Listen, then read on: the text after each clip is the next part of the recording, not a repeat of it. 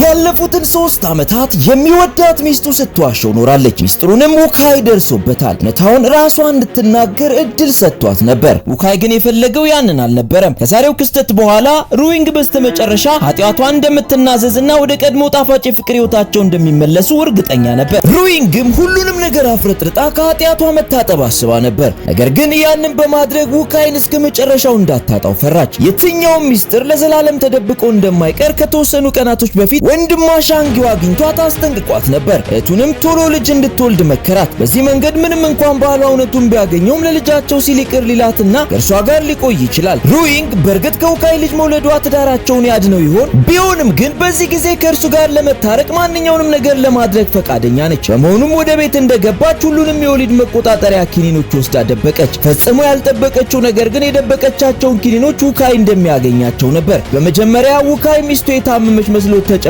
ነበር። ነገር ግን ኦንላይን ቼክ ሲያደርግ የወሊድ መቆጣጠሪያ እንክብሎች እንደሆኑ አወቀ። ከ3 ዓመት የትዳር ቆይታ በኋላ እስካሁን ለምን ልጅ ሳይወልዱ እንደቆዩ አሁን ነበር የገባው። ትክክለኛ ቤተሰብ ለመመስረት ጓጉቶ ነበር። ነገር ግን ሚስቱ እንደሞኝ ስትጫወትበት ኖራለች። በዚህ ጊዜ ከሩዊንግ ጋር ለመቀጠል ያለው ፍላጎት የመጨረሻ ደረጃ ላይ ደርሷል። በደረሰበት ክደት የተበሳጨው ውካይ ሚስቱን ፍቺ ጠየቃት። ሩዊንግም በጥያቄው በጣም ደንግጣ ነበር። ውካይ ግን ኪኒኑን አውጥቶ ሲያሳያት ባለችበት ደርቃ ቀረች። ለዓመታት እንደዚህ ጮክ ብሎ ተናግሯት አያውቅም። ውካይ የራሱ ልጅ እንዲኖረው በጣም ጓጉቶ ነበር። የሩዊንግ ማታለል ግን በጣም እንደተከዳ እንዲሰማው አድርጎታል። ከተረጋጋች በኋላ ሩዊንግ የጥናት ክፍሉ መጣች። ምናልባት በተሳሳተ መንገድ ተረድቷት ሊሆን ስለሚችል የተወሰነ ጊዜ ወስደው እንዲያስቡበት ጠየቀችው። ነገር ግን ለውካይ የእርሷ ውሸት እስከ አንገቱ ድረስ ጢም ብሎ ሞልቶበታል። የቱንም ያክል ሐሳቡ ልታስቀይረው ብትጥርም እርሱ እንለያይ በሚለው ሐሳብ እንደጸና ነው። ልክ የሁለቱ ግንኙነት ሊያበቃለት ሲል ያ ሀብታም ቤተሰብ ባልተጠበቀ ቀውስ ተመታ።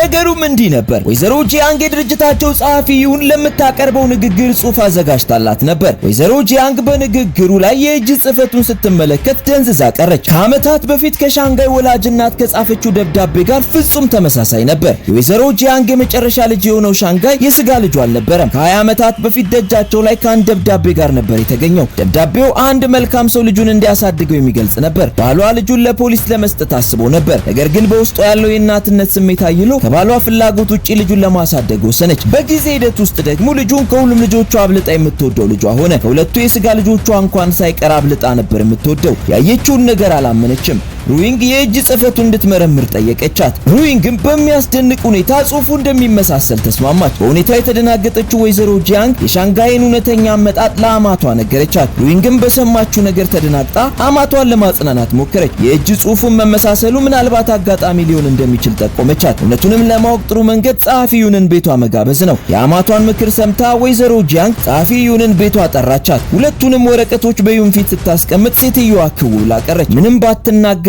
ፊቷ ሙሉን ታሪክ ይናገር ነበር። ወይዘሮ ጂያንግ በድንጋጤ ወደቀች። ጸሐፊውንም አጋጣሚውን ተጠቅማ ሮጣ ወጣች። ወይዘሮ ጂያንግ በተወሰነ ደረጃ ካገገመች በኋላ ከመጀመሪያውም ባሏ ጉዲፈቻውን ምን ያክል እንደተቃወመና ሻንጋይን እንደራሱ ልጅ አድርጎ ለመቀበል እንደተቸገረ አስታወሰች። ባሏ ሻንጋይ የጸሐፊውን ልጅ እንደሆነ ካወቀ ወዲያውኑ ወርውሮ እንደሚጥለው ታውቃለች። ወይዘሮ ጂያንግ ሻንጋይን ለማዳን ውካይና ሩዊንግን ጠርታ የጸሐፊውን የቀድሞ ባለቤት እንዲፈልጉና ባሏ ሳያውቅ ነገሮችን በዝግታ እንዲጨርሱ ጠየቀቻቸው። እንዲህ ያለ ትልቅ ቀውስ በቤተሰቡ መካከል በመከሰቱ ውካይና ሩዊንግ ፍቻቸውን ከማቆየት ውጭ አማራጭ አልነበራቸውም። ብዙም ሳይቆይ ወይዘሮ ጂያንግ ለ20 በስስት ያሳደገችው የማደጎ ልጇ ባሏ ከሴት ጸሐፊ የወለደው ልጅ እንደሆነ ደረሰችበት። በዚህም በጣም ደነገጠች። በተፈጠረው ነገር በእጅጉ ተጨነቀች። ባሏ ደግሞ በእርሷ ላይ ከጸሐፊው ጋር ማቅጦ እንደማያውቅና በፍጹም የእርሱ ልጅ ሊሆን እንደማይችል ተናገረ። እውነትም አንድ ቀን መውጣቱ አይቀርምና ጸሐፊው ለ20 ዓመታት ተደብቆ የነበረውን ሚስጥር ዘረገፈችው። የድርጅቱ የራት ፕሮግራም ነበር። ሊቀመንበር ዩንግ በጣም ሰክሮ ወደ ቤት መሄድ አቃተው። በመሆኑም ጸሐፊውን ወደ ራሷ ቤት ይዘው ሄደች። በዚያች አጋጣሚ ለአንድ ጊዜ ብቻ አብረው ተኙ። ያቺ አጋጣሚ ደግሞ እርግዝና መጣች። በወቅቱ ጸሐፊውን ሊቀመንበር ዩንግ እውነታውን ከደረሰበት በግድ ልጁን እንዳስወርድ ያደርገኛል በሚል ፍራቻ በዝግታ ስራዋን ለቃ ወጣች። ከዚያም በድብቅ ልጇን ወለደች። ሆኖም ልጁን ከወለደችው በኋላ እርሱን ለማሳደግ አቅም እንደሌላትና የተሻለ ሕይወት እንደሚያስፈልገው ስትገነዘብ የአባቱ በር ላይ አምጥታ ጣለችው። አቶ ዩንግ ግን ጸሐፊውን የተናገረችውን ታሪክ ማመን አልፈለገም። በመሆኑም የተባለው ነገር እውነት መሆኑን ለማረጋገጥ ሻንጋይን የዲኤንኤ ምርመራ ለማሰራት ወሰነ። ነገር ግን ውጤቱ በሚመጣበት ጊዜ ሁሌም ሲገፋውና ሲጠላው የነበረው የማደጎ ልጅ የአብራኩ ክፋይ እንደሆነ የሚያረጋግጥ ሆነ። ወይዘሮ ጂያንግ ይህንን ስትሰማ በሐዘን ልቧ ተሰበረ። ስቅስቅ ብላም አለቀሰች። ባሏንም ጠላችው። ለዓመታት እንደሞኝ በመታለሏ ራሷን ናቀች። አቶ ዩንግ በጸጸት ተሞልቶ ለመጀመሪያ ጊዜ ሚስቱን ይቅርታ ጠየቃት። የምትለውን ነገር ለመቀበል እንድትዘጋጀም ነገራት።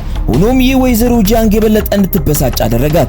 ብዙም ሳይቆይ ምን እንደተፈጠረ የማያውቀው ሻንጋይ ከትምህርት ቤት መጣ። እንደተለመደው እናቱን ሰላም ሲላት ባልተጠበቀ ሁኔታ እንደዛ የምትወደው እናቱ ለሰላምታ ምላሽ አልሰጠችውም። በእናቱ ድንገተኛ ለውጥ ሻንጋይ ደነገጠ። እየሆነ ያለው ነገር እንቆቅልሽ ሆነበት።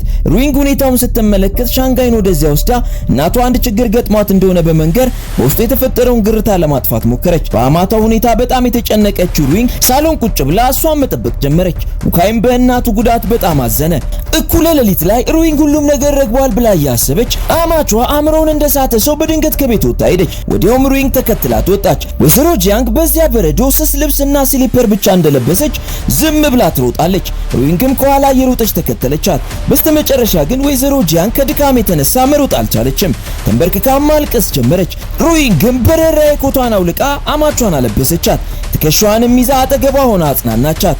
ውካይ ሚስቱንና እናቱን ሲያጣቸው በመኪና እየዞረ መፈለግ ጀመረ። በመጨረሻም ሲያገኛቸው እናቱ ከድካም የተነሳ ተዝለፍልፋ ነበር። ውካይ እናቱን ደግፎ ወደ መኪና አስገባት። እግሯን ሲመለከት ከቅዝቃዜ የተነሳ ቀልቶ ነበር። ሩዊንግም ኮቷን ለእናቱ ሰጥታ ስለነበር ከቅዝቃዜ የተነሳ እየተንቀጠቀጠች ነበር። ውካይ ሩዊንግ ለእናቱ ያሳየችው እንክብካቤ ልቡን ነካው። እርሷንም ለመፍታት የነበረው ቁርጠኝነት መዋዠቅ ጀመረ። አለቃ ዩንግ ሻንጋይ የእርሱ ልጅ መሆኑን ካረጋገጠ በኋላ ጸሐፊውን ከስራ ሊያባራ ታሰበ። ነገር ግን ነገሮች እዚህ ደረጃ ከደረሱ በኋላ ዩን በቀላሉ እጅ ለመስጠት አልፈለገችም። ልክ አለቃ ዩን ካናገራት በኋላ እና አለቃ ዩንግ ቤት ብቅ አለች። የመጣችውም ልጇን ሻንጋይን ከወይዘሮ ጂያንግ ልትቀበል ነበር። ወይዘሮ ጂያንግ ነገሩን ስትሰማ በጣም ተናደደች። ከንዴቷም የተነሳ አፍረተ ቢሷን ሴት በጥፊ አላሰቻት። ልጇን እንደዚህ በቀላሉ ይዛ መሄድ እንደማትችልና ከሷም ፈጽሞ ልትለየው እንደማትችል ነገር ግን ህይወቱን የስቃይ እንደምታደርግበትና ዩንን ደምንባ እንደምታስለቅሳት ዛተችባት። ወይዘሮ ጂያንግ በንዴት ከመታወሯ የተነሳ ሻንጋይ ቤት ውስጥ እንደገባ አላስተዋለችም ነበር። ሻንጋይም ወይዘሮ ጂያንግ እውነተኛ እናቱ እንዳልሆነች ሲሰማ በድንጋጤ ደርቆ ቀረ።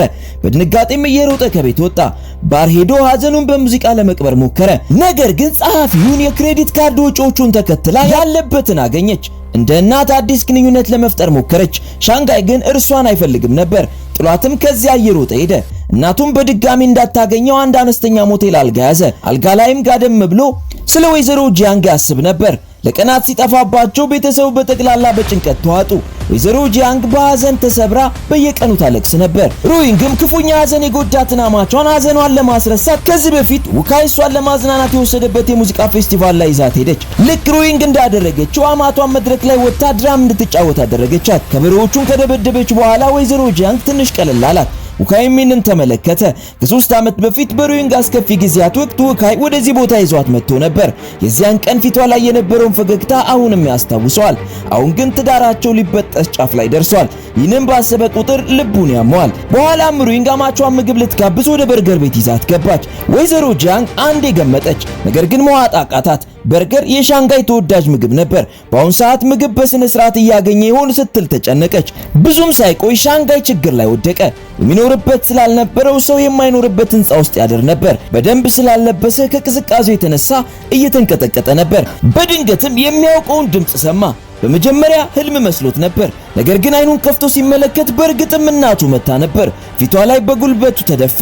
እየደጋገመም ይቅርታ ጠየቃት። ልቧን የሰበረውን ይህንን ጣፋጭ ልጅ እያየች ወይዘሮ ጂያንግ ወደ ኋላ መመለስ አልቻለችም። እንደ እናት ያሳደገችው ልጇ እንዲህ ሲሰቃይ ማየት አቃታት። በስተመጨረሻም ወይዘሮ ጂያንግ ሻንጋይን በድጋሚ እንደ ልጇ ተቀበለችው። ወደ ቤት ሲደርሱም ሩዊንግ ከስራ እየመጣች ተገናኙ። በደስታ የባሏን ወንድም አቀፈችው። ማማቿ ኪማ እንደተወችና ከሻንጋይ ጋር ያለው ችግር መፈታቱን ስታይ ሩዊንግ ስለራሷ ችግር ማሰብ ጀመረች። አሁን የእርሷን ሚስጥር ብትናገር ውካይና ቤተሰቦቹ ይቅርታ ያደርጉላት ይሆን? ሆኖም ሩዊንግ ያላሰበችው ነገር የእርሷ ተቀናቃኝ የሆነችው ሻንዩ በአጋጣሚ የእርሷን ሚስጥር ከሜጂንግ ሰምታ ነበር። በዚህ ዜና እየተደነቀች ወዲያው ሩዊንግን ተጋፈጠችና ስለ ሚስጥሩ ነገረቻት። ሩዊንግም በመጀመሪያ ደንግጣ ነበር። ሆኖም በፍጥነት ራሷን አረጋጋችና ታዲያ ይሄ ለሻንዩ ምን እንደሚጠቅማት ጠየቀቻት። ሻንዩም ነገሩን አልሸፋፈነችም። ፍላጎቷን ተናገረች። ሩዊንግ እውነታውን ሁሉ አፍረጥርታ ስለ ቤተሰቦቿ ድህነት እንድትናገርና ውካይን በአስቸኳይ እንድትፈታው ጠየቀቻት። በሚያስገርም ሁኔታ ሩዊንግ ተረጋግታ ነበር። ለውካይ ቤተሰብ እውነታውን ለመናገር ተስማማች። አሁን ግን ሊሆን አይችልም። በሻንጋይ የተነሳ ቤተሰቡ ከገባበት ስነ ልቦናዊ ጉዳት ገና ሳይወጡ ተጨማሪ ሸክም መጨመር እንደማትፈልግ ነገረቻት። ምቹ ጊዜ እስኪመጣ ሻኒው እንደማታጋልጣት እርግጠኛ ነበረች። ምክንያቱም በውካይ ፊት በቀልተኛ ሆና እንድትታይ አትፈልግም። ሻኒውም ሳትወድ በግድ ተስማማች። ከዚያም በኋላም ከሻንጋይ ጋር የሁሉ ነገር ከሆነ በኋላ ውካይ ከሩዊንግ ተለይቶ መኖር እንደማይችል ስለተሰማው የሚስቱን ሚስጥር ጠብቆ ለመያዝ ወሰነ። ሩዊንግ ግን ከዚህ በኋላ ምንም የቀራት ነገር እንደሌለ ነገረችው። ከውካይ ተለይታ ከወጣች በኋላ ሩዊንግ አለቀሰች። ውካይም የሚስቱን ሐዘን ሲመለከት ባደረገው ነገር ተጸጸተ። ሩዊንግ ከተመለሰች በኋላ ብርድ ልብሱን ይዛ ወደ ጥናት ክፍል ለመሄድ ስትዘጋጅ ውካይ ሊያስቆማት ሞከረ። እሷ ግን እምቢ ብላው ሄደች። ሌላ ክፍል ስትገባ ወይዘሮ ጂያንግ ተመለከተቻትና ቀድሞ የሚያስቀና ፍቅር የነበራቸው ጥንዶች ለምንድነው ተለያይተው የሚያድሩ ስትል ጥያቄ ተፈጠረባት። ከዚህ በፊት የሩዊንግን የሥራ ቦታ ስታገኝ የውካይ የልጅነት ፍቅረኛው ተመሳሳይ ቦታ እንደምትሰራ አይታ እንደነበር አስታወሰች። የተወሰነ ማጣራት ካደረገች በኋላ ለሩዊንግ አብራት እንድትሰራ የሥራ እድሉን ያመቻቸችው ሻኒው እንደሆነች ደረሰችበት። ይህ ደግሞ ወይዘሮ ጂያንግ ሻኒው የውካይና የሩዊንግን ትዳር እያበላሸች ያለችው እሷ እንደሆነች እንድትጠራጠር አደረጋት። ከምራቷ ጎን በመቆም ለሻኒው ከልጇ ሕይወት እንድትርቅና መቼም ቢሆን ሩዊንግን መተካት እንዳታስብ አጠር ያለ ማስጠንቀቂያ ሰጠቻት። ሻኒው ግን እንደተበደለች ስለተሰማት የወይዘሮ ጂያንግን ወቀሳ ለመጋፈጥ ሞከረች። ነገር ግን ሩዊንግ ምንም እንኳን ወላጆቿን ብታጣም ቸርና ታማኝ ምርጥ ሰው እንደሆነች ስታሞግሳት ስትሰማ ሻኒው ቁጣዋን መቆጣጠር አልቻለችም። የሩዊንግን ሚስጥር አፈረጠችው። በሌላ በኩል ውካይ ጭንቅላቱን አስተካከለ። ሩዊንግን ያገባት እስከ መጨረሻው ደስተኛ ሊያደርጋት እንደሆነ አሰበና እሱን ያታለለችበት ምክንያት ምንም ቢሆን ምንም ይቅርታ ሊያደርግላትና ሚስጥሯንም ሊጠብቅላት ለራሱ ቃል ገባ። ሆኖም ግን ሁለቱ ጥንዶች የተፈጠረውን ሳያውቁ ለስብሰባ ተጠሩ። አለቃ ዩንግ በንዴት ሩዊንግ ለምን እንዳታለለቻቸው ጠየቃት። እሷም የምትመልሰው ነገር አልነበራትም። ከሁሉም በላይ ግን ያስደነገጣት ነገር ባለቤቷ ውካይ ለሰማው ነገር አለመደንገጡና ያሳየው እርጋታ ነበር። ሁሉንም ነገር እንደሚያውቅ ግልጽ ነው። የሩዊንግ ጭንቅላት ባዶ ሆነ። ሁኔታው ያስፈራው ውካይ በፍጥነት ወደ ክፍላቸው ይዟት ሄደ። በስተመጨረሻም ከቅርብ ጊዜ ወዲህ ለምን እንደራቃት አሁን ነገር ሁሉ ገባት። ሀፍረቱ ከባድ ነበር። ከዚህ በኋላ አማቶቿን መጋፈጥ አልቻለችም። በዚህ ሁኔታ ለአንድ ደቂቃ እዚያ ቤት መቆየት አልፈለገችም። ሁሉንም ነገር ነገረቻቸው። ነገር ግን ለምን እንደዋሸቻቸው አልተናገረችም። ከዚያም የፍቺ ወረቀቱን አወጣች። ይህንን ውሳኔ ከባሏ ጋር አልተማከረችበትም። በሁኔታው ከመገረሙ ባሻገር በዚህ ሰዓት እሷን ለማጣት ዝግጁ አልነበረም። ሩዊንግ ግን ወስናለች። ሻንጧን ይዛ ወዲያው ወጥታ ሄደች። ከዚያም በኋላ ውካይ የቱንም ያክል ሊያገኛት ቢጥር ሊያገኛት አልቻለም። ስራ ቦታዋን ሲያጣራ ስራዋን ለቃ እንደወጣችና የት እንደሄደች እንደማያውቁ ነገሩት። እርሱም በጣም ተጨነቀ። በሌላ በኩል ሻንጊው ሃኦዲንግን ካገባ ጀምሮ የአቶ ሊ መንፈስ በከፍተኛ ሁኔታ ተነቃቅቷል። በአንድ የእንጨት ስራ ድርጅት ተቀጥሮ እየሰራ ነው። ሻንጊው ሃኦዲንግን አፍቅሯት አልነበረም ያገባት። ሆኖም አብረው ብዙ ጊዜ እያሳለፉ በመጡ ቁጥር እየወደዳት መጣ። ቤተሰባቸው ሀብታም አልነበረም፣ ነገር ግን ደስተኞች ነበሩ። አቶ ሊም ይሄ ደስታ እስከ መጨረሻው የሚቀጥል መስሎት ነበር። ነገር ግን አንድ ቀን አማቹ ቤት መጣ። ውካይን በሩ ላይ ሲመለከት እግሩን ብርክብር ካለው። እየተንተባተበም ውካይ ለምን እንደመጣ ጠየቀው። ውካይም የአማቱን ድንጋጤ ሲመለከት ሩዊንግ ወደዚህ እንዳልመጣች ተረዳ። ስለሆነም ጥርጣሬ ላለመፍጠር ዝም ብሎ ሲያልፍ ሰላም ሊላቸው እንደመጣ ነግሯቸው ሄደ። ውካይ ስለ ሩዊንግ እየተጨነቀ ቀናቶች አለፉ። በጭንቀት ትኩረቱ ስለተከፋፈለ ስራውን በአግባቡ መስራት አልቻለም። ከዚያም አንድ ቀን ከስብሰባ በኋላ ጸሐፊው ሩዊንግ ደውላ እንደነበር ነገረችው። ሁለቱ ተገናኙ። ብዙ ካሰበችበት በኋላ ሩዊንግ ውካይን በአግባቡ ይቅርታ ልጠይቀው እንደሚገባ አምና ነበር። ለውካይ ግን አሁን ነገሮች ብዙ ርቀው ሄደዋል። እውነታውን ለመደበቅ ያደረጋት ምክንያት ምንም ይሁን ምን ልታሳውቃቸው ይገባ ነበር። ሁሉንም ነገር ለእሱ ብታብራራለት ኖሮ ነገሩን ሊተው ይችል ነበር። ነገር ግን የሩዊንግ ኃይለኛ ኩራት የድሮ ቁስሎቿ እንዲነካባት አይፈልግም። እውነታውን ለመናገር ፈቃደኛ አለመሆኗ ውካይን የበለጠ እንዲቆጣ አደረገው። ቢያንስ ለአባትሽ አታዝኝም ሲል ጠየቃት። ጥለሽው የመጣሽው ሰው አንቺን ላለማጋለጥ እንዲሰቃይ ነበር። ሩዊንግ ግራ ተጋባች። አባቴን አግኝተዋል? ውካይ አመነታ። ነገር ግን በጣም ስትጫነው ከዚህ በፊት ህይወቱን ያተረፈው ሰው የሱ አባት እንደሆነ ነገራት። ሩዊንግ በመብረቅ የተመታች ያክል ነበር የተሰማት። በድንጋጤ ወደ መጸዳጃ ቤት ሮጠች። ልቧ በኃይል እየመታ ነበር። አባቷ ለትምህርት ውጪ እንደምትሄድ የነገረችው ሁሉ ውሸት እንደሆነ ደርሶበታል። ነገር ግን ትዳሯን ለማዳን ሲል ያደረገውን ሁሉ ሰማች። ሩዊንግ እንደምንም ሐሳቧን ሰብስባ ወደ ውካይ ተመልሳ መጣች። ቅንጣት ታክል ሐዘኔቷን እንዲመለከት አላደረገችውም። ውካይ ሊያሳምናት ሞከረ። ሩዊንግ ግን አንድ ሚስጥሯ ከወጣ በኋላ ከሱ ጋር ህይወቷን ለመቀጠል ድፍረቱም አቅሙም የላትም። ስለሆነም ከዚህ በኋላ የፍቺ ወረቀቱን ለመፈረም ካልሆነ በስተቀር እንዳያገኛት ነገረችው። ከዚያም ወደ ኋላ ዞር እንኳን ሳትል መንገዷን ቀጠለች። ለዓመታት የተገነባውና እንዲህ ዋጋ የተከፈለበት የሁለቱ ፍቅር መጨረሻው ምን ይሆን? ቀጣዩ ፓርት እንደተለቀቀ ወዲያው እንዲደርሳችሁ ለዚህ ፔጅ አዲስ የሆናችሁ ሰዎች ፔጁን ሰብስክራይብ አድርጉ። በመቀጠልም ፓርት 3 ብላችሁ ጻፉ። ሁሌም ምርጥ ምርጡን ለእናንተ ቤስት ሙቪስ ሪካፕ ይመቻችሁ።